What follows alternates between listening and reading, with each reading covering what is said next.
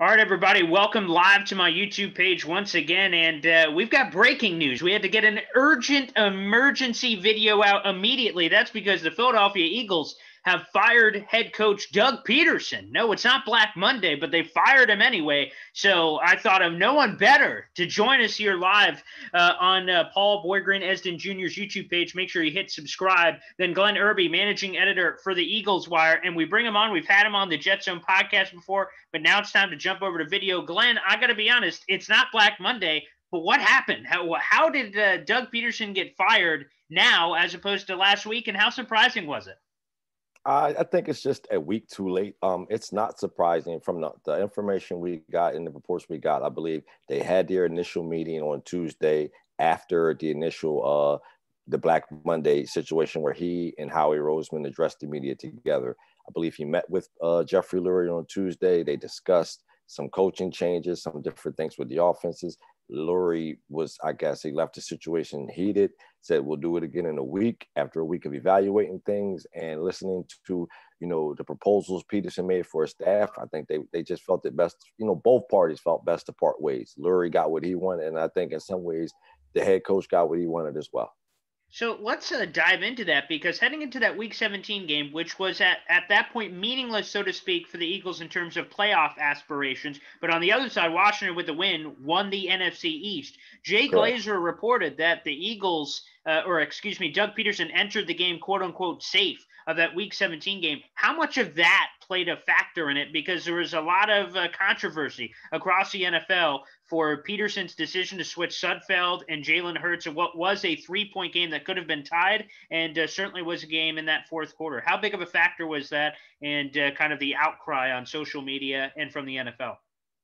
I think we're giving the head coach too much credit for something that we know came from upstairs. I find it hard to believe that while coaching the team and doing the different things that you need to do, that Doug Pederson, somehow the light came on, like, okay, we're too close. We're about to win this game. So we know he took the bullet for Howie Roseman, Jeffrey Lurie, whoever. So I don't think that had anything to do with it. I think Lurie, for the most part, the owner, was looking for outside voices. We're in a day and age where innovation is the key for NFL offenses, where, different thinkers and outside thinkers are the key. And I believe Lurie wanted outside voices, and Peterson came with the same, Press Taylor, promoting a different defensive coordinator. I heard there were reports that he wanted to bring Corey Undlin back from the Lions, who had the worst defense in football. So I think after a week of just sitting on it, both parties just felt like it was best to blow it up. Now, a lot of Jet fans who listen to this YouTube show and watch this YouTube show may be saying, what the hell are we talking about the Eagles firing Doug Pederson on a Jets-related YouTube channel? Well, I'll tell you, it's because, of course, of Doug Pederson and general manager for the Jets right now, Joe Douglas's prior relationship where they won a Super Bowl together in Philadelphia. And shortly after the news of Doug Pederson being fired here on Monday, January 11th, Adam Schefter tweeted out shortly after that Pederson's quote-unquote strong relationship with Douglas. And Jay Glazer reported saying, keep an eye on Jets and Doug Pederson. Makes a lot of sense based on that relationship. With that being said, I want to hear some of your complaints, and so Jet fans can kind of get a full flavor of what Doug Pederson is, because he won a Super Bowl, and the Eagles had never won a Super Bowl before, so obviously that was a huge moment for the franchise. But obviously now he's fired. So what went wrong with Doug Pederson? I think a lot of things. I think it starts with the run-pass ratio in the offense. I think it has a lot to do with Carson Wentz. Sometimes, we sit around here in these parts, we talk about saving a quarterback from himself. Too many times you watch the Eagles pass the ball 52, 60 times a game. Miles Sanders almost had 1,000 yards with only maybe less than 200 carries. So you're talking about a team with a really good running back, a really high profile offensive line. And I think the run-pass ratios, his inability to get Carson Wentz to improve on a year-to-year basis. Yes, he was an MVP candidate in 2017. He's a talented quarterback, but he has seemed to regress over the years. I think the same with the skill positions, just different things like that. So he's a quality head coach, but I think in terms of what we have here and the situation going on and the power struggle, it was just time for both parties to split. Let's talk about that regression for a second, because I'm going to be honest here. From the Jets' perspective, before Peterson was even let go, I said, oh, thank God. It looks like the Eagles are going to keep on through him. The Jets, quote unquote, dodged a bullet here because I was getting a lot of Gase 2.0 vibes based on all the complaints Jet fans had about Adam Gase. I have a lot of Eagles fans that are friends, and some of their complaints and some of the complaints that you just said about Doug Peterson really just sounded like Adam Gase, but a different guy. Let's start with that quarterback regression.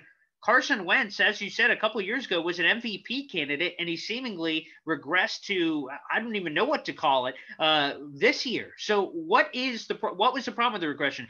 Was it the bad offensive line? Was it bad weapons around him? Was it injuries, or was it Doug Peterson's fault? I think it's a bit of all those things. I think Peterson gets the blame because he's the head coach. He's a former quarterback. You know, the Eagles love to talk about them being a quarterback destination and having quarterback gurus on the roster. I mean, in the personnel department, and that just didn't work. And I think you have a situation where the quarterback didn't get any better. Okay, I understand you had offensive linemen that were out and different things like that, but I just think from a scheme standpoint, not running enough quick screens, not running enough quick passes. You know, too many deep 5 and 7 step drops for a quarterback that was already in the shotgun. So I think there were a myriad of problems and issues that you probably won't have to worry about. But I think here and in this city, it just ran its course. Again, we're speaking with Glenn Erby, managing editor for the Eagles Wire. Already has a ton of great content on the Eagles Wire that you can check out already on this Doug Peterson. Glenn is getting that work in today, no question about it. Doing my best. Yeah, for everything here. So, Glenn, let's talk about the play calling here because Doug Peterson gets and has received a lot of credit for the quote-unquote Philly special and winning the Super Bowl, again, for a franchise that had never won a Super Bowl before.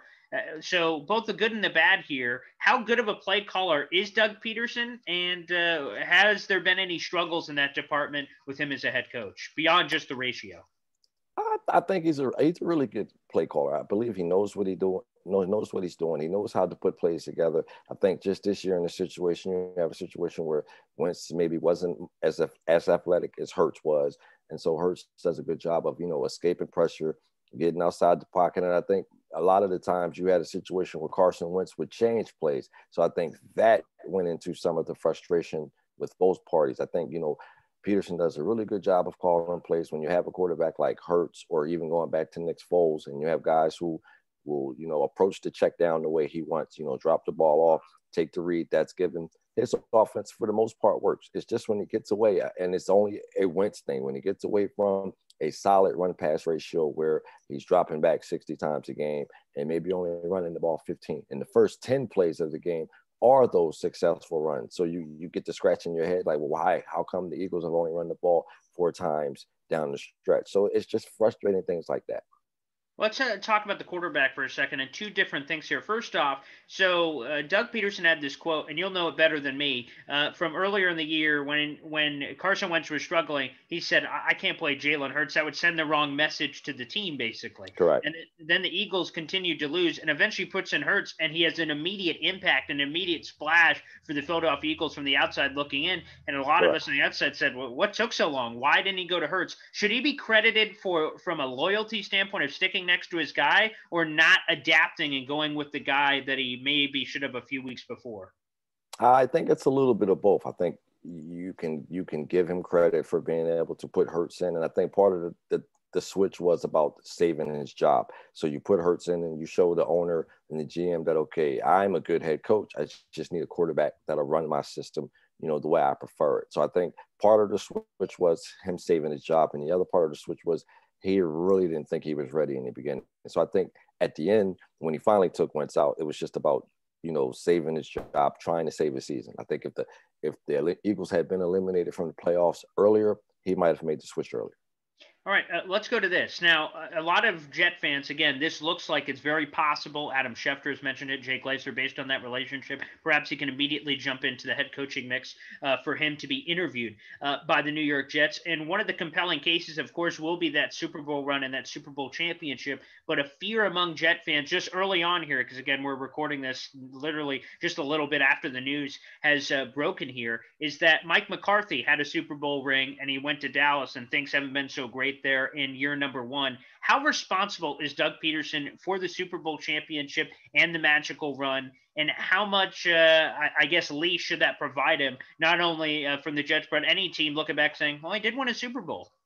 I mean, he did. I mean, you have to take into account that he had some pretty good assistants too, and I think that's where the conversation and the frustration comes in with Wentz in terms of, well, was it Frank Reich or was it Doug Peterson that actually got the Eagles over the hump? But I mean, I believe he's a really good coach. I believe he'd be great for Sam Darnold. I think it's just about getting a quarterback that runs his scheme the way he wants and the way he prefers. And I think some of the discontent with him and Wentz maybe came from the fact that he put a different quarterback in, and that's where you see most of the time fans saying, well, why does the Eagles offense look different when there's another quarterback in? And that might be because that other quarterback simply does what Doug asked him to do.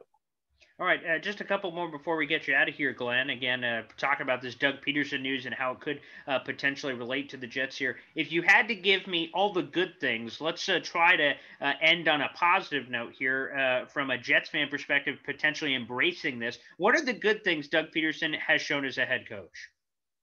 He's a former player, so I understand that may not carry a lot of weight, but I think it carries a weight with players around the league. I think he understands players, and you'll hear a lot of people talk about him being a player's coach. He understands how to motivate guys. Guys play for him. You can see that from the last 3 or 4 years down the stretch, the Eagles making, playoff runs. He's a positive guy. He's a smart guy. He built his career from the ground up. He went from high school to joining Andy Reid's staff, so he's not a spoiled college guy.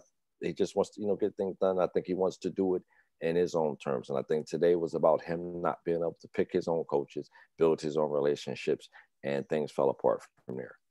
So let's talk about those two falling out parts before we get you out of here. So first off, there is the report that came out there that basically from the NFL Network report that Doug Pederson was sick of being told what to do, whether Right. you decide that, whether it's from the Week 17 thing or the coaching for the pitch he gave it. Apparently that didn't really stir Lurie very much.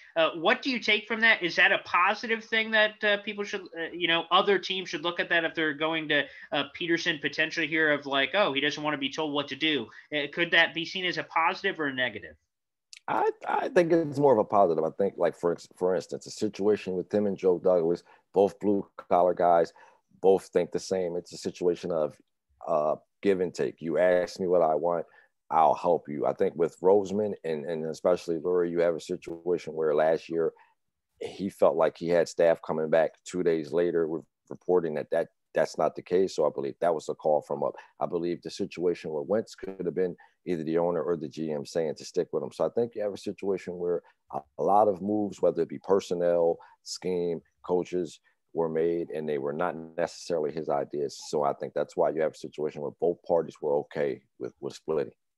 And last nugget here, there was, and again going back to that Week 17 game, there was a lot of reports that came out. Miles Sanders did the radio interview, and there's others that apparently Eagles players were held back from going after Doug Pederson because of what happened. Again, it seems like, again, from reading the tea leaves and everything you've said so far, and it seems obvious that it was a Howie Roseman kind of thing because, again, the draft affects him. Getting the better pick, losing really didn't do anything since it had no playoff implications there. But from a Jets perspective, we see the potential locker room discourse like, oh boy, not sure we want to dive in on that. How real was all of that? Was that just emotion from the players after a Week 17 loss, or is there something, there was some potential locker room discord?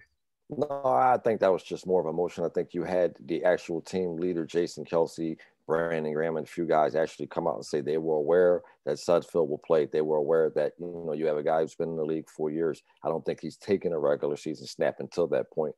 So that was just Doug's way of, even if he knew he was on his way out, of giving Sudfeld the opportunity to get reps. I think he maybe should have made the switch at the half or did it a little earlier. I think it just looked fishy that he made the switch with the Eagles, I think, driving or close to scoring. But as far as I know, Kelsey and a few of the other highly character vets said that they knew and they were aware that the switch was coming.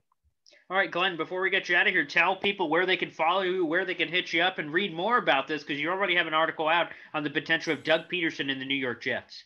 You can definitely find me on the Eagles Wire at USA Today, smg.com. You can find me at the Cover 2 NFL on Twitter, the Cover 2 NFL on Facebook, and I appreciate you for having me on again. Of course. Thanks, Glenn. Get back to the grindstone there, and appreciate it. Thanks, man. Appreciate you.